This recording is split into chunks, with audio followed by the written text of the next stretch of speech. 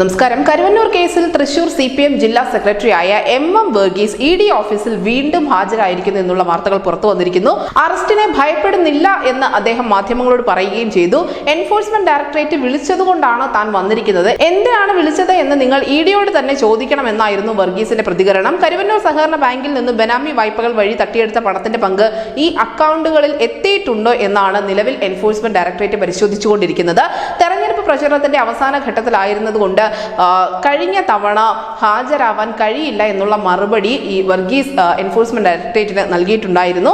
CPMന്റെ bank account വിവരങ്ങളും സ്വത്ത് വിവരങ്ങളും ഹാജരാക്കാനാണ് എൻഫോഴ്സ്മെന്റ് ഡയറക്ടറേറ്റ് വർഗീസിന് നിലവിൽ നൽകിയിരിക്കുന്ന നിർദ്ദേശം. കരുവന്നൂർ കള്ളപ്പണ കേസിൽ അന്വേഷണം വീണ്ടും ഊർജിതമാക്കിയ എൻഫോഴ്സ്മെന്റ് ഡയറക്ടറേറ്റ് CPMന് രഹസ്യ അക്കൗണ്ടുകൾ ഉണ്ട് എന്ന് തന്നെയാണ് പറയുന്നത്.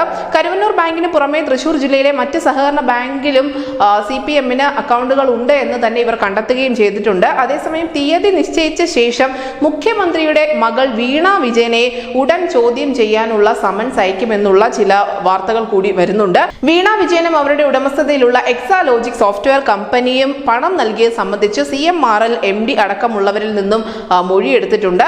നടന്നത് കള്ളപ്പണ ഇടപാടാണ് എന്ന് തെളിയിക്കാൻ പറ്റിയ രേഖകളും തെളിവുകളും ഉണ്ടോ എന്ന അന്വേഷണമാണ് നിലവിൽ നടന്നുകൊണ്ടിരിക്കുന്നത്. എന്തായാലും CPMന്റെ പ്രധാനപ്പെട്ട നേതാക്കളെയൊക്കെയും ലോക്സഭാ തെരഞ്ഞെടുപ്പിന് ശേഷം ചോദ്യം ചെയ്തേക്കുമെന്നുള്ള അഭ്യൂഹങ്ങൾ ഇതിനു മുൻപ് തന്നെ ഉണ്ടായിരുന്നു. ഇപ്പോൾ വീണ്ടും MM വർഗീസിനെ ചോദ്യം ചെയ്യാൻ എൻഫോഴ്സ്മെന്റ് ഡയറക്ടറേറ്റ് വിളിച്ചു വരുത്തിയ സ്ഥിതിക്ക് തീർച്ചയായും ഈ മാസപ്പടി വിവാദ കേസിൽ കൂടി അതിന്റെ പുരോഗമനം ഉണ്ടാകും, അല്ലെങ്കിൽ അതിന്റെ തുടരന്വേഷണം എത്രയും പെട്ടെന്ന് തന്നെ മുന്നോട്ട് പോകുമെന്നാണ് വിലയിരുത്തപ്പെടുന്നത്.